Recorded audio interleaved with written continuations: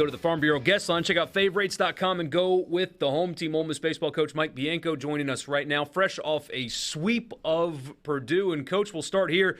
Congratulations on the Big 10 Championship. Another trophy into your trophy case. 8-1 against the league this year. Congrats.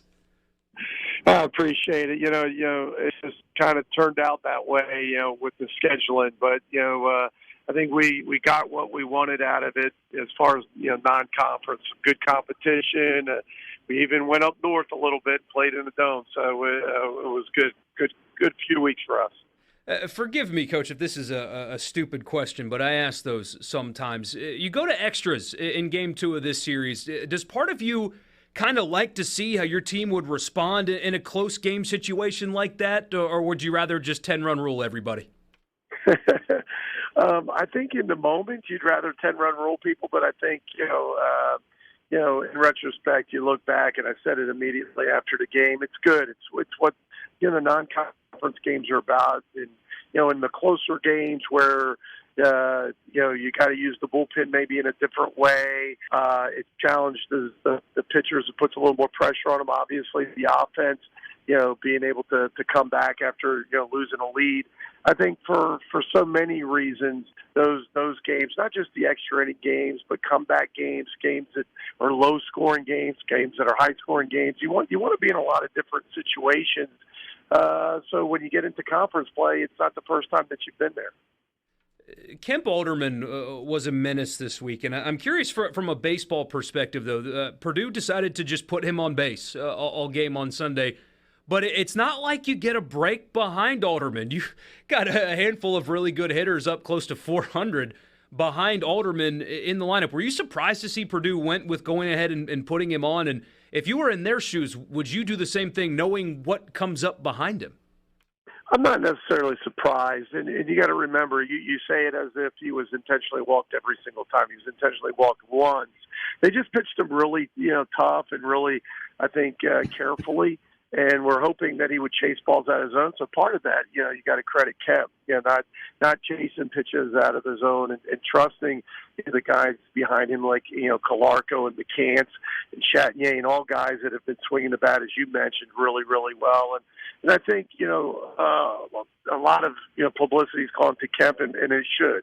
But one of the reasons that, I've kind of been singing the praises of the offense is, 1 through 9, we've been really good. There's been a different star every day. And, several of those days it's been the guy behind Kemp, right? Anthony Calarco. So, I don't think if I was facing Kemp, I think I would pitch him cautiously as well. You've got a handful of guys in your lineup, highly productive guys in your lineup that, played a lot of college baseball, not necessarily in the SEC, though. What are you telling guys like Calarco and Groff as conference plays beginning this weekend? What kind of, if any, adjustments they need to make or what the difference is between AAC baseball and Big 10 baseball is versus what they're about to run into starting with Vanderbilt this weekend?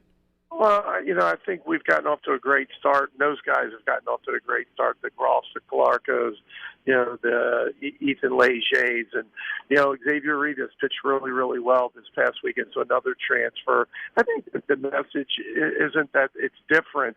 Obviously the caliber of baseball is better, but it's better for everyone. And those are kids that are deserving to be here. They're in our lineup, which we feel is a really good lineup.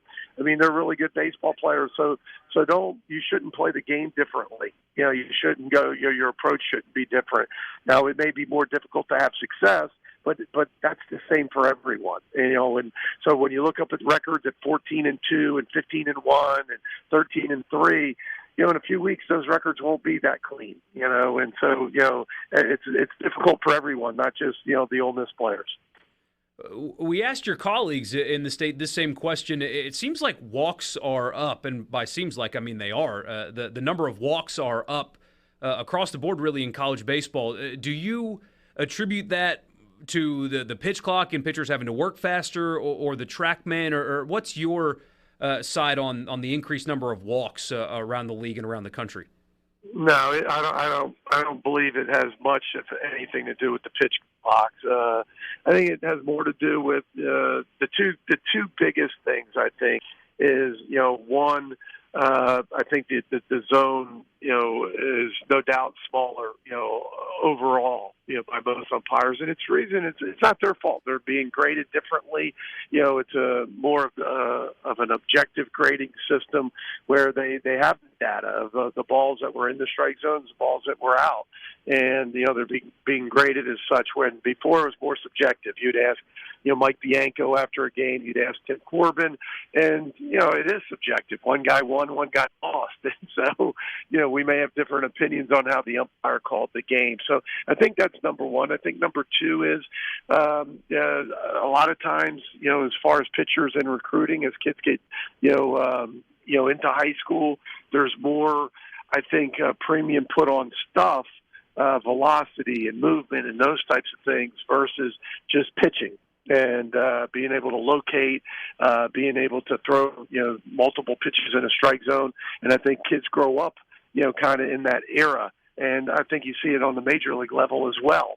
And not to mention that I think the offenses are better. That might be the third one where, just offenses are better. You're giving up more runs. And so pitchers, are trying to live on the edges a little, too much. And sometimes that hurts them. Speaking of pitching, it seems like you've had a handful, possibly, of bullpen arms that you've relied on and have given you good results over the last couple of weeks. How confident are you in your bullpen now that conference play, of course, is starting this weekend? Our bullpen's, continuing to get better, and losing Hunter the first weekend, which moved Jack Doherty from the bullpen to one of the starting spots. Obviously hurts, that bullpen when, your number one closer, now becomes a starter. But Mason Nichols has been able to hold that down for us. But, the biggest thing is I think some of the younger arms, guys like Sam Takoyan, you saw yesterday and all weekend, every time he's pitched really well and gotten us out of some big jams. Certainly JT Quinn, Mitch Morrell has been, an ace for us out of the bullpen. So we're getting better and better. But I think when you start to get to this point in the season where you're getting to SEC play, you have to pitch well out of the bullpen to have success. Conference play does begin this weekend, but you said you're on the bus right now. You're on your way to play a game tomorrow night. Your plan, is it still Quinn going tomorrow night for you? No. Quinn threw in relief on Sunday. So you could see him in relief, but no, we're going to start with Vera. Great. Well, we appreciate your time, Coach. Safe travels on your way to Jacksonville State and, of course, to Vanderbilt. We appreciate your time, and